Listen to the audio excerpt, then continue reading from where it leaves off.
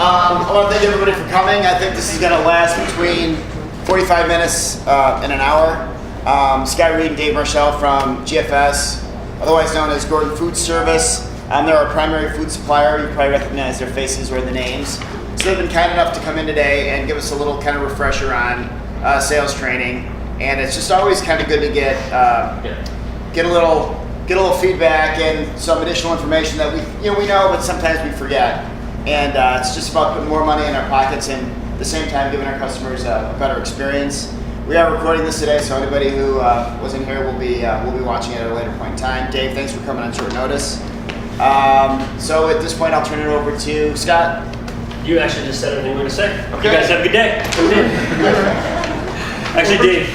Appreciate everybody coming in today. I'm sure it was a requirement, but appreciate your attention. And we have a little incentive to kind of keep you guys involved, and you could win up to $2,000. $2,000. Maybe. Maybe, yeah. So we're going to ask you to think a little bit about one of the best dining experiences that you had. What made that dining experience what it was for you? Up to $2,000. The food, the server, the food. Yeah, it's fair. Okay. What was? I think as a parent of young children, the server recognizing that we had a lot going on at the table and kind of helping our dining experience by meeting our needs, quickly getting us our drinks and our food out and things like that. So before the kids got too squirrely. That's a big one. How many of you have kids and they're the ones that decide where you dine? At least it was when I was when I had young kids, that's for sure. I'm just gonna say, if everyone's polite and friendly, and I definitely notice when the server's in a bad mood, and that definitely affects the customers. Okay. Who here would agree that the server is the one that's in control of your dining experience? Yeah, exactly. Tell you a real quick story. My son, at one time I had to take him to the doctors. Usually my wife did that. And we're going into the doctors, and my son looks at me. He's probably 10 years old. And he says, "Mom hates this doctor." I said, "Why?" "He's just boring. He grumbles. He doesn't give you any information. He just not a real nice guy." I said, "Well, let's play a little game." He said, "Well, okay." I said, let's see how he is when we get in there. And I got in there. I'm in sales, so of course, "Hey, Doc, how you doing? Good to see you." And just kind of playing up and down and going back and forth with this guy. And, "Well, what are you doing that for? What do you think you're going to find out?" And he's just an open book. I mean, this guy's ready to open the chart and walk me down everything that's going on. And we walked out of there, and my son said, "How'd you do that?" And I said, "Mick, you can do that every day of the week with any person that you want. You can control the type of mood that they're in. You guys are in control of the type of dining experience that your customers have. It's really probably the number one thing. I can deal with okay food. I love great service and okay food. That alone makes the dining experience something that's really a pleasure and makes that dining experience exceptional." So what's in it for you?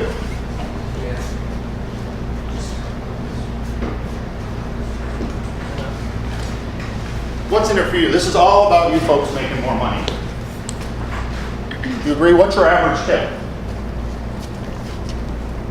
10, 15, 20%? What is it? About 18%. Yeah. Okay. Pretty good. Do you know you also control the flow of the restaurant? You're the ones that you put that in, and you also control when that customer really gets their food. That's pretty important. That's one of the most important things I think as well, is controlling, not rushing the customer. And then when they're done, get their check to them right away so that they get out of there. Also, when you're controlling the flow of the restaurant, it's also how you talk to the customer, what you ask them. Ask them questions, but give them choices as well. But limit your choices and stuff like that when you're talking to them. We'll get into that a little bit more. So do you think that it's pushy when you're making suggestions? No, I mean, that's what people want when they're out. A lot of the time, there's too much on the menu, especially in our case. So we tell them what our favorite, fan favorite is. I think a lot of the time that they really like it. Absolutely. I mean, the more you interact with that customer, again, the better their dining experience is going to be. They're going to feel like they know you. How many call your customers by name? You have a lot of regulars that come in. That's pretty important that you address them, you acknowledge them. Good to see you again. Glad you made it in. Or if they ask you the question, what's good here? What's the worst thing to say? Everything. Everything. Absolutely. That's what we want to do. Yep. So naming specifics saves you time and energy and puts ideas in your guest's mind. So absolutely, making recommendations. If somebody says to you, "What's good here?" What's the best way to explain to them? You know, or what kind of questions can you ask them? I give my personal favorite and ask people something. Okay. Good. What else? Anything else? I kind of try to list off a little variety, like go through what's a good salad, a good burger, sandwich, so depends what they're looking for. Does everybody know the menu? Do you know what's on the menu? Do you know how everything tastes? If you've got an evening special, do you get a chance to try that evening special before it goes out? You know, that might be something that you practice so that you can understand and you can describe what's in that meal or what that consists of. What are some great words to describe the ingredients or how it's prepared? Fresh. Yep. Sauteed, pan-fried, Gulf shrimp, seared. Yep, absolutely. Natural gas fired. Natural gas. gas fire, Yep. delicious. Smoked.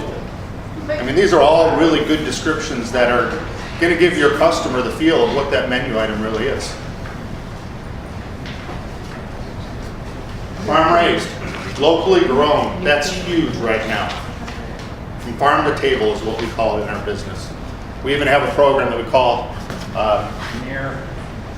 nearby, because so many people are asking, what vendors do you do business with in the Illinois area? What business, which ones do you do business with in Wisconsin? It's just really important for people to feel that they're supporting the local folks. What comes with the item? What are their side options? What are their sauce options? Are there chances to upsell them with a sauce? $1.50, $2 extra? That just increases the average check size, which increases the average. Should we get time for you to pass that now? I already did. Did you? All right. Why don't you walk through that? So what you have right here is a handout about average check size, and this is really how you can affect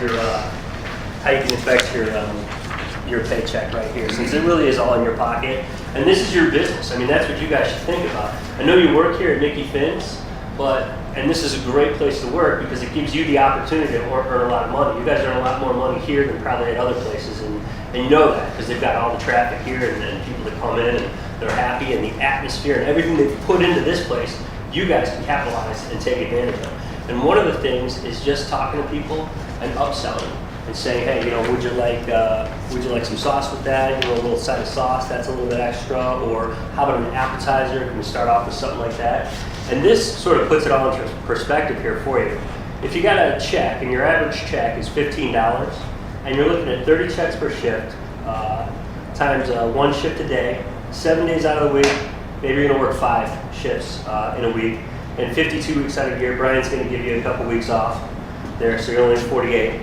But your tips per year at 15% should be $16,200. That's on a $15 tab with 30 checks per shift. At 20%, $2,160. So you really need to, or $21,600.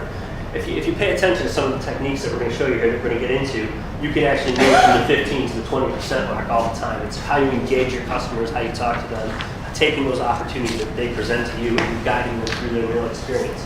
Now, if you look at the 10% increase line right here, if we're at only $1.50 more, just $1.50, I'm not even talking about an appetizer, I'm talking about $1.50 more on that one ticket of $1,500 or $15. 30 shifts, 1 shift per day, 5 shifts a week, 48 shifts a year, you're looking at an extra $1,600 a year right there. Pretty sure that's a pretty big screen TV. Giant TV. It's a Merry Christmas, that's for sure. But that's all you need to do is $1.50. Upsell one thing, and you're there, making more money. So one of the first things that you're going to do, obviously, is you're going to introduce yourself. Welcome to the restaurant in the evening. And then typically you ask, what do they want to drink, right? What's the most common answer? Can I jump on one more thing that I'd like to point out here? One other thing that you guys have here is this is an Applebee's. A perception that people might have when they come in here, just because of how Applebee's markets and stuff like that, is that it might be Applebee's-esque. This is not Applebee's. This is Micky Finn's. This is way up here. Applebee's is down here. Applebee's is all prepared, or not prepared food, but food that comes out of a box. They warm it up, they put it on your plate. It's very corporate like that. Whereas you guys have a chef in the kitchen. So you really want to point out that there's a chef in the kitchen making this food, and he makes all that dough by hand and all those sauces and everything like that. Those are proprietary ingredients, proprietary recipes that you guys have. Really take advantage of that and make them know that this is a very special place. When you play that up. Yep. Thank you. So anyway, getting back to the drink, what's another way that you can increase your average check order? If somebody says, I'll take a vodka tonic, Tanqueray, I'll have a cranberry and vodka, Grey Goose, you upgrade them to top shelf stuff, that's going to increase the average check, which is going to put more money in your pocket. So there are some things that are really also important. The other thing is, we're coming up to Christmas. Christmas, what do we offer here? Gift certificates. Okay. Gift certificates. A lot of times people will tip you on the gift certificate amount as well. When you guys ring up a gift certificate here, do you ring it up, does it come in the bill, or is it a separate tab? Separate at the bar. It's separate at the bar? Okay, that's fine, but a lot of times they'll tip you on that, but the thing is, when they come back in with that gift certificate, they're always gonna tip you better than 20%. That's a proven fact, right there. They're always gonna tip you very well off a gift certificate. So the more you can sell, the more they come back here. You're doing your friends favors when you sell those gift certificates. That is huge. That's huge, huge. And if they don't come back, then you're doing Brian a favor. Right? Typically, what do you get, about a 95% return ratio on gift certificates? So we all win on those. Your tips are going to go up, and everyone's going to make more money on gift certificates. Okay. So again, the more specific you can be on drinks, would you like a Chardonnay, a Pinot Grigio? Again, offering them, directing them to the more expensive things that are going to increase the average check and increase your tips. So again, very important there. Does anybody know what the Sullivan knot is? The Sullivan knot. You know what it is? Yeah, it's like when you're asking a question, when you're asking them like, would you like sweet potato fries with that instead? Uh-huh. You kind of nod your head Yep. along with asking the question. Yeah, a lot of times people, you just kind of reaffirm by nodding. And so many times it's amazing when you do that. People, they just go, yeah, you're right. So, pretty interesting. There is a name and it is called the Sullivan knot. You want to pass out the liquor? Sure. All right. Thanks.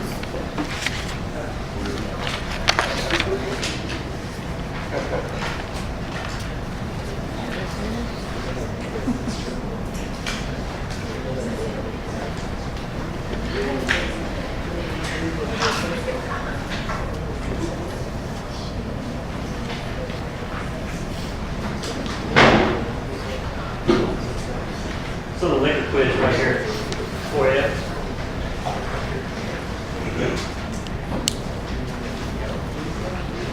See if you know your booze.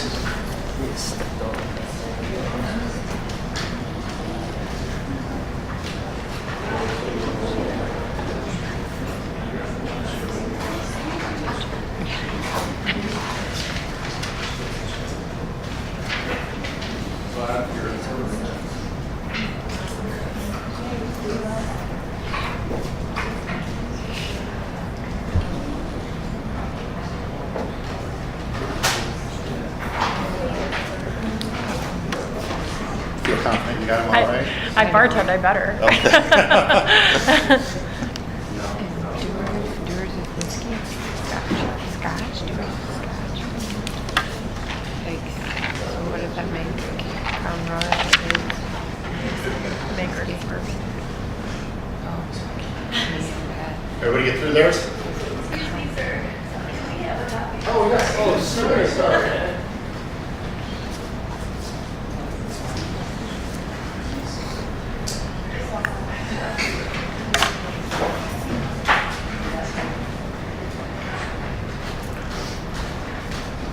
put together some words, and this is relatively outdated, I will admit, by the words that's up there. I would not use divine, I guess, if I was describing something in the menu. But delicate, aromatic, subtle, tropical, maybe for a dessert, savory, refreshing, mouth-watering. I would use decadent or exquisite, but I'm sure you can think of other descriptive words for that. When's the best time to sell the appetizers? Okay. What about dessert? Yep. Sometimes while you're taking their dinner order, you can ask them for dessert because they're not too full at that point. You know, and it could always be, do you guys want to split a dessert as well? That way you're again adding to the check average, which is going to increase your tips. Or a good technique that people use sometimes, if you've got a dessert special and it's busy and that special is going fast, and there's always a chance you're going to sell out of a special. You might tell them, hey, I've got a great cobbler in the back, and I can hold a piece for you if you want for the end right now, because it's going real fast. We're probably going to run out of it. You can sell dessert that way too. Yeah. So some other ways or questions, suggestions that you can ask a guest. Are you looking for something light or heavy? What kind of appetite do you have this evening, morning, afternoon? Are you interested in seafood this evening? The scallops will pair nicely with this summer, even a warm summer evening. Would you love our baked French onion soup? It'll warm you up on this cold night. Maybe we'll do that one. And then if you like this, then you'd love this. And again, you guys are the salespeople. You're the ones that are really driving what the folks are purchasing. Does that make sense? I mean, everybody agree with that? Yeah. Especially if you got a skin on a sandwich, like a torpedo, let's say, something like that. If you love an Italian beef sandwich, you would love a torpedo. And once those take off, they'll look huge. You sell tons of them. Yeah. So here's some good things to say. What can I get you to drink? Maybe be more specific. Would you like to start with a Sam Adams or a glass of Shiraz tonight? Again, a cranberry and a Grey Goose. Just again, upselling the customer. How was your food? Okay. Is everything delicious and prepared to your liking? That probably sounds a little bit better. Are you finished? Are you still enjoying your insert food item here? Are you ready to order? Are there any questions about the menu that I can help you with? So just kind of asking the same thing, just a little bit differently, a little bit more upscale. You folks have this opportunity in anywhere from 3 to 15 months to move across the street in a brand new facility. Absolutely, you know, it's going to be a new experience, and the better you do, let me tell you, how many chances do you give somebody when you go to a restaurant? You have one bad meal, how often or how likely are you to go back? Never. You know, it used to say the NRA, National Restaurant Association, said that you typically have 6 to 7 minutes to make your first impression. Well, in this world where everything is now and everything is fast, typically the first impression is made in maybe 3 or 4 seconds. And it could be as easily as driving by the building and going, no way, I'm not going into that place. But again, when they get in there, the quicker you greet them, the quicker you get them their drinks, the better their service is going to be perceived. It's just statistically, and the world that we live in, we want things, we want them our way, and we want them now. Would everybody agree with that? If you ever want to know what people are saying about you, there's a couple of websites that you go to. TheUrbanspoon.com, TripAdvisor.com, Yelp is another real good one. Has anybody ever gone on Yelp or any of those to see what kind of comments people are talking about? Oh, yeah. The beer is very popular. Yeah. Very popular. Yeah.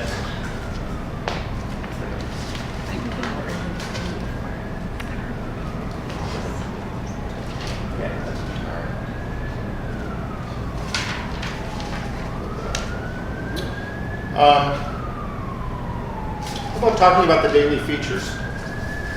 Again, I know we have a lot of opportunities to sell the customers. I think that really when you've got a special, it should be there for everybody to try before they start their shift. I'm not sure if you agree that that might be a good practice, but the more you can describe it, the more you can get the customers to actually taste that before it gets to the table to sell them, the better off you're going to be. And again, sometimes a special is a little bit higher, a little bit nicer item. Again, it's getting the check average up, which is going to increase your income. What would you guys recommend the right item of specials to be? For a menu our size. What would we recommend as far as Choices. Number of specials. number of specials? Yeah.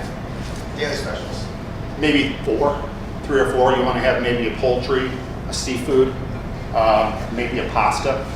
One thing you always want to be careful about when you're talking to a customer is giving them too many choices. Because if you give them too many choices, there's too many things to decide. They spend too much time deciding. The whole flow of everything is gone. Then you want to control the flow. You want to tell them what they want. You want to tell them how they want it. You want to use that Sullivan nod. Ask them a couple of questions. Ask them what they like. You know, are you into meat? Or would you like some seafood? Are you hungry today? Or do you want something light? Something like that. And when they start answering you, when they start saying things are good, look them in the eye and just smile and nod. And they'll pick what you want. So you can't even not nod when I do that. Can somebody describe a menu item? What's your most popular sandwich? I know the answer to this.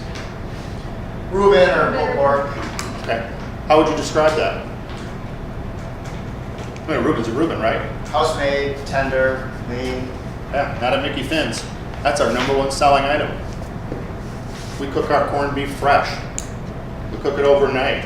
It's fall off. I mean, it just falls apart. Do you guys all have something that you sell? Is there something in particular that you sell that works for you? And do you think about that when you're selling something off the menu, or do you just let them pick or make some suggestions? Or have you actually thought about what you could sell? Each section of the menu. From each section of the menu, you've got something? What's your 2 appetizers? I'm sorry to put you on the spot. You're going to get a lottery ticket out of this stuff. Up to $2,000. I say our most popular are beer nuggets. I said if you want to try something a little different, Uh-huh. the Blarney balls are really good. Right. Or the Irish egg rolls. Can you describe the Blarney balls? Fried. Yeah. Mashed potatoes. Or Made here by hand. Yeah. Can anybody else describe the Blarney balls? Can we make two appetizers? Blarney balls, and what's another good one that we can describe real quick? What's another popular selling, real popular? Artichoke dip. Artichoke dip? So let's describe Blarney balls. What's outstanding about Blarney balls besides the fact that they're handmade right here? What are the ingredients in Blarney balls? I think this, I love the sauce. I eat the sauce best. Deep fried beer Your bacon, chives, cheese. Deep fried, beer battered, bacon, chives, cheese. I eat the sauce by itself. It's so good. It's so good. Right. Okay. And then what was the other thing we were gonna do? Wings or what'd you say? Beer nuggets is awesome. And beer nuggets are awesome too, by the way. And that the handmade dough here. Parmesan cheese. Yeah, Parmesan cheese. What kind of sauce comes with those? Hot cheese sauce and Hot cheese sauce? How hot is it? Jalapeno is a we nice switched sauce. up. It's like a nacho cheese sauce. It's, pardon me? Like a nacho cheese sauce. It's a nacho cheese sauce? Okay. Jalapeno is inside. Okay. Jalapenos. Yeah. It's good cheese sauce that they spice up here, right? Dave, you got any descriptors? Golden fried. Golden fried. Fried and golden brown. Mm-hmm. Golf shrimp, I mean, that's another one. Pan seared, pan fried. I mean, those are all things that just enhance what folks are going to think of that particular item. Lightly deep fried. Lightly fried, Lightly deep a fried. little healthier because we like to eat fried our food. When you're considering the things that you want to sell off the menu, and that's what you have to think about. You have to think about what you want to sell off that menu. Consider this. Do you like it? That's important so you can sell it. You want to sell those things. And the other thing is how much does it cost? Because it's going to drive up that check average. So if you can sell the more expensive things, you want to give the customer what he wants. But if you see him going that direction and you can make that better sell, if you could upsell that item, then upsell that item and make more money on it. Definitely do it. But of course, let the customer give you the guidance on where he wants to go. Understand his needs and then send it in the direction you want to send it. If something's really bad and you get a lot of people sending it back, it's okay to And I wouldn't recommend that tonight. I wouldn't say, oh yeah, we got like 20 of those back. yeah. How strong's your stomach? Yeah, no. That was one of the things that we were going to talk about. What do you typically do if somebody says, I really don't like this? How do you handle that? What's the best way to handle it? What's that? say I'm sorry if I can get you something else better for you. Okay, yep. I take it away right away. I mean, if they don't like it, they don't want to keep sitting there staring at it. Got time off their super sub and give them something else or offer to get something going. Okay.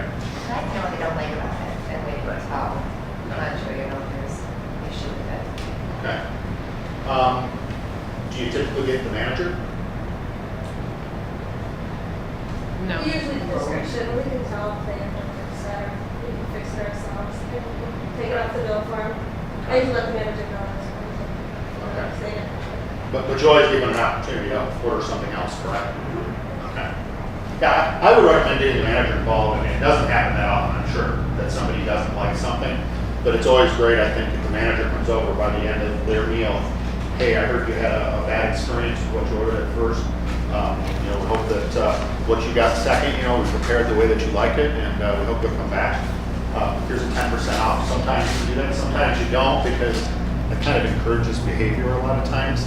If you're giving things away or taking them off the bill, you're gonna have somebody come in, eat 3/4 of it, and then say they didn't like it, and ask for it to be free, right? But everybody agreed, and that's just human nature. So, Top deal for the most part is save the customer, keep the customer, keep the repeat business, get them coming back. You need those customers. You need them coming back day after day after day after day. I owned a restaurant for 15 years, and my mantra was, we need these people back tomorrow. The next day, I want to see them the next day. That's what I would tell my folks all the time. All of them, even the difficult ones, even the challenges, and they're out there and stuff. You just have to learn how to play a game, or let the manager cut them loose. you're all salespeople. I mean, that's the bottom line. People buy from people. I hear that time and time again. When I was out on the street, I sold for 23 years. When I was out on the street, the biggest thing for me that made me successful was making personal connections with the customer. And I know, you think, I'm a waitress, I'm a waiter. You're the face of Micky Fins. The most important asset that this restaurant has is the people that are in this room. You're the ones that are making the impression as to whether they're coming back, whether they enjoy their meal. That's just really important that you keep that in mind. The reason that we're here today is because Brian understands that that's important. And any one of these folks here that are leadership or management or owners can tell you everything that we've told you.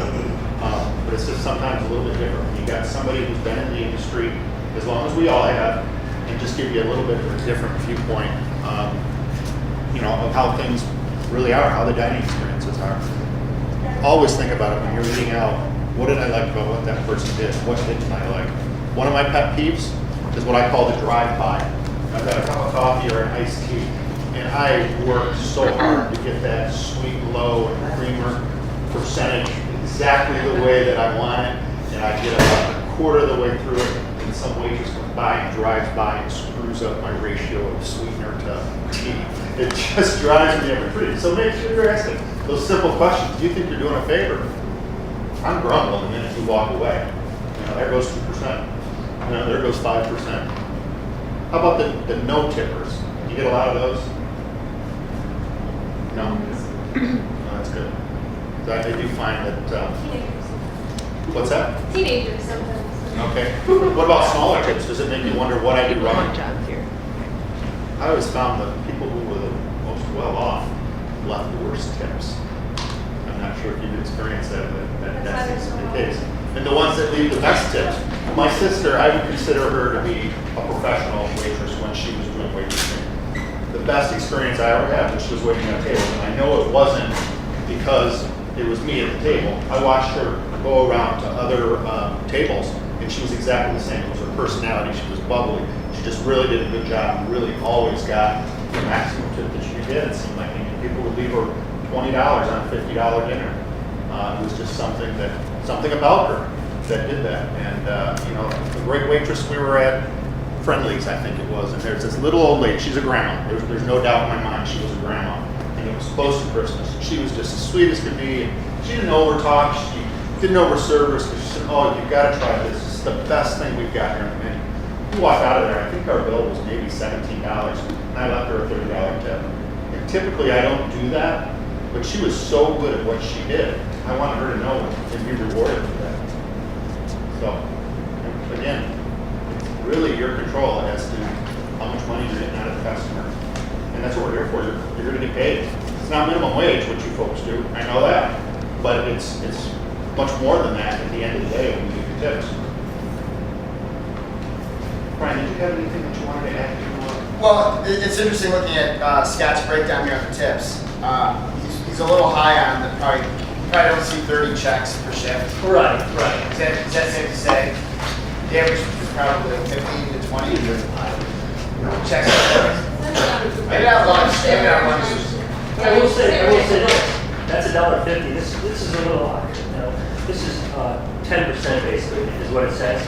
But what if you sold an appetizer that you weren't going to sell?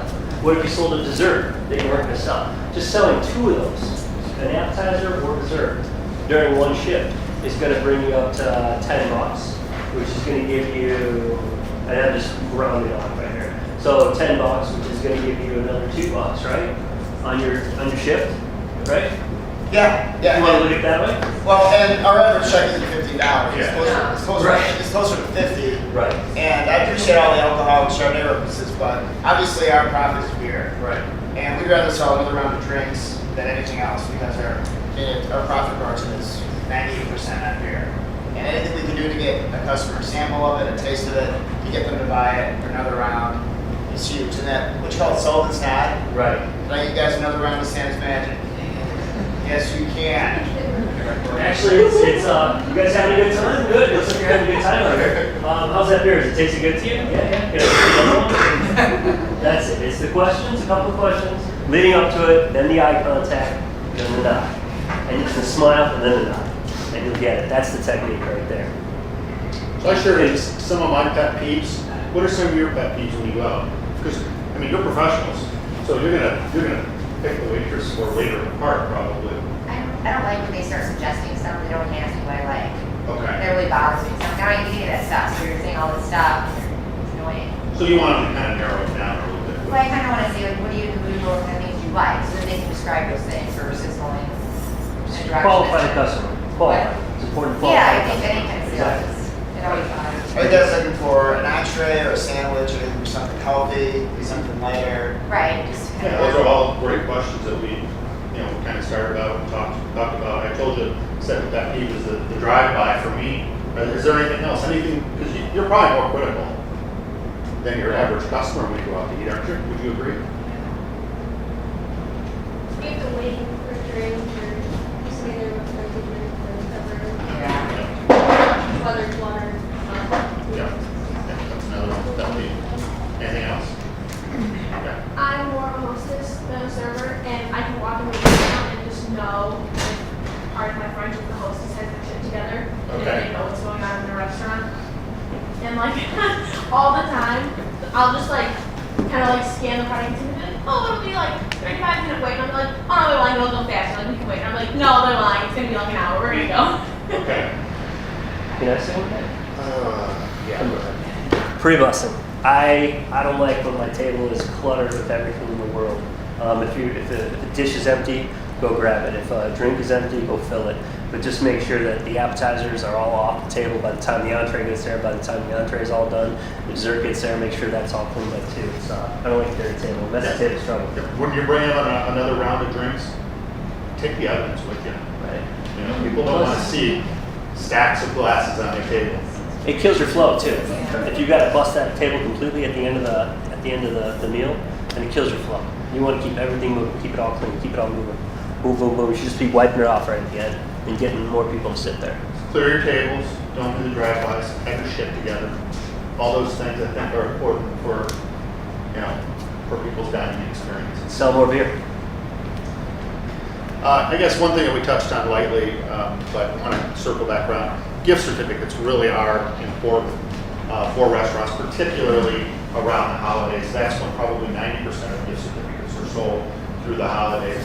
And it's just ensuring that somebody's coming back with that gift certificate. It's keeping butts in the seats basically. And that's a lot of what this job is fill the seats, rotate them out, and get some other people in. I know it sounds kind of cold, but that's what the business is. So. Brian, what's the gift certificate deal that we're running on Black Friday? Spend 100 and get 50, an additional 50. And then are we doing it, I can't remember. And then we do spend 100 and get 25 for the whole holiday season? Yeah. Wow, That's huge. So that's good for you guys to know that because you can be at your tables and suggest. Do you guys want to get any gift certificates for holiday parties that you're going to? We're running a promotion right now. Is that on Black like a Friday 25. only? So that Friday you come in here and it's $100 and get 150? Yeah. That, No, you No, get you get 100, you get 50. you get 100 and you get 50. Yeah. That's what I mean, you spend 100 you get, and you get 50, so it's Yeah. 150 Yeah. total. Yeah. And you guys are selling that right now, right? So the people come in on Black Friday. Black Friday's gonna be a huge day, right? Already big, yeah. Yeah. Store buster. Yeah, it is. Store buster. It is, but that makes it Right. just And so we're gonna be big. open Thanksgiving this year, which we're really excited about. You're what? We're gonna be open Thanksgiving this year, which we're really excited about. Oh, We're gonna follow lead Target and all those other fine companies, so. Are we excited about being a fan? Wow.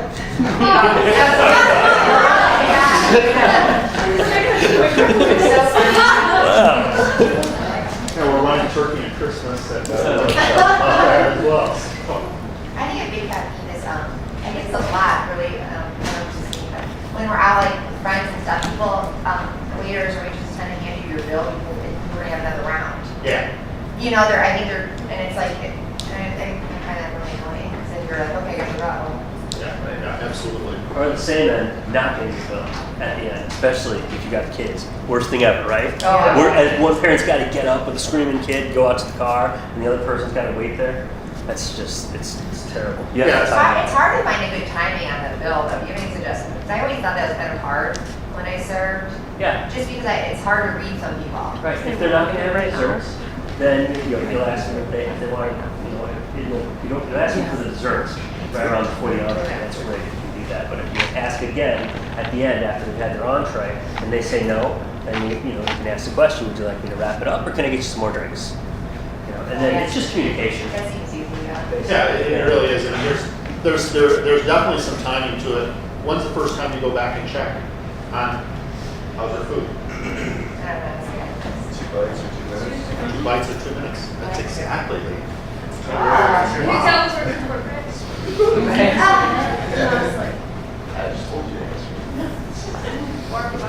Yeah, 2 bites in 2 minutes. So that the timing, as you can tell, is pretty important to some of these things. Again, when they're done with their salads clear and have their entree ready, that's a time to ask again. Are you ready for another drink?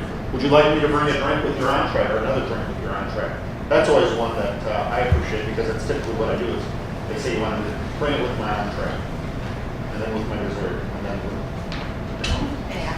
so yeah, that's exactly. Well, then, and if we're checking on the meal as soon as they get it, and they tell you that they like it, it's probably highly improbable that they're going to eat the whole thing and then tell you that they didn't like it and want to, Yep. Absolutely. because they've already committed to it. But if you don't ask them though, and then they eat the whole thing, then we're in that weird. You try to take care of the customer, but they ate the whole thing. Right. Don't forget to save room for dessert, by the way, at that 2 minute, 2 bite check. And tell them what the desserts are. You probably don't have a dessert card, but you go around and all the year. No, desserts aren't exactly our strength at this point. But with There's probably some room for improvement on the desserts.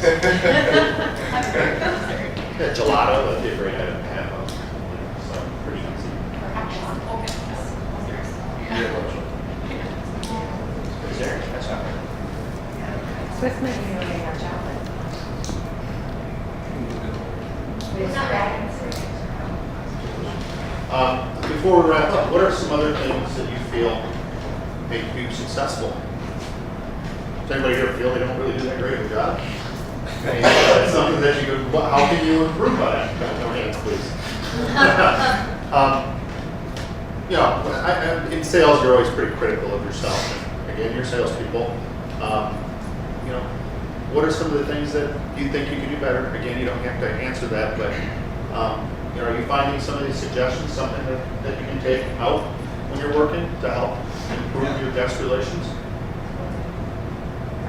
The things you already know. I've told you nothing here, we've told you nothing here that you don't know, but it's just nice to have kind of a refresher and have somebody outside the restaurant come in and talk a little bit about what you can do and what you shouldn't do. And everybody knows that we are now tracking average sales per cover per person. Okay. So we have that data, and we're just kind of sitting on it for a couple months, trying to give everybody as much training as they want or willing to have. But ultimately, the people that sell the most per person are going to get the opportunity to have the best Monday shifts because we want people who can sell when we're busy. Right. What about comment cards? I believe you have comment cards, don't you? No, we've done it. We've done them before. Okay. You'll have it pretty It's soon kind though, right? On the phones? On the phones? Comment cards? I don't know, really. I think, I bring this up. I actually stayed as a Marriott, and then they emailed me later for comment. I was like, oh, that's kind of an interesting thing. They asked all these questions, and I fill it out. I usually don't, but I thought that was nice that they kind of they did it at a time where I could answer it when I had time and I wasn't in front of anybody. You know what I'm saying? You're more honest. Like I think if you fill out a comment card at the restaurant, there's no way you're going to say anything negative if you're paying to the waitress. Even if you feel negative about it, I would never. I was like, okay, perfect. You know, you know, really. You will pretty soon. Technology's catching up. Pretty soon people are gonna, and sooner than you think, that's what I was getting at, is that people are gonna have these phones and they'll be making comments right here. And the restaurants will be soliciting them, just like that. And so you'll know in real time if things are going wrong at the table. too. Or they're on Yelp while they're eating their dinner and writing their comments. I mean, that's where we live right now. Might be something to think about, just having a comment card box. Restaurant statistics have shown that 90% of people who have had an okay or below average, if they have comment cards, they're 90% likely to come back to the restaurant. It just gives them an out that they feel somebody's listened to them. Even if you have once a year and run the comment cards and don't even read them, it's an avenue for customers to express how they felt about their dining experience. So, and it can be anonymous with a comment. But you're right, it's gotta be in a box, you can't hand it back to the server. Right. Okay. Well, I think it's like I have new place to review for a group chat. Well, that's what I do here. Yeah. Yeah, it's comfortable. Like I don't like to bring We this can in. get you some examples of that too. I guess one last thing is dietary restrictions. You know, right now, one of the big buzzwords out there is gluten-free. You definitely want to be aware of what items on your menu are gluten-free, what items, meet particular dietary needs, which ones have peanuts or peanut oil or something like that, so that we're ensuring that the guests, their health is taken care of as well. Brian, I was gonna say, are we like fully selling the pizzas and then you said you were getting buns soon? No, it won't be until we move. But, yeah. Okay, I've got a couple of lottery tickets, so let's see what kind of best descriptive words you can come up with something. Some adjectives. What's that? Savory. This guy walking away with up to $6,000.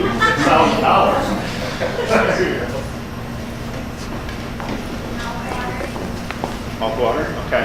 Would you actually say that?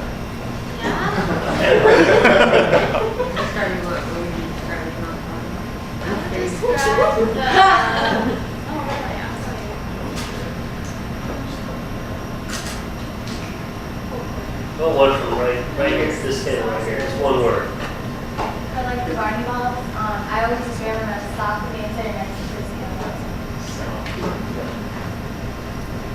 I would say they're pizza. Okay. What is that? All right. Good answer. 3 more? I always say the pyramid dip is You melt. don't count. And I don't say, melt in your mouth. The pyramid dip is melt in your mouth delicious. Yeah, absolutely. That's a good one. How about your burgers? Are your burgers any good here? Juicy? Oh, yeah. Said juicy? Juicy. Yeah. How about your beer? What's your favorite beer? That's a big item here. Yeah? Great, you can have this one. All right, 3 left. Succulent? Succulent? All right. Would you actually use that word? But I probably won't give you a lottery ticket. Okay, who wants a lottery ticket? Me.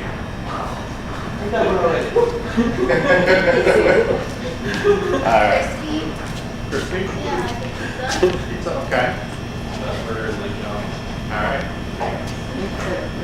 Handmade.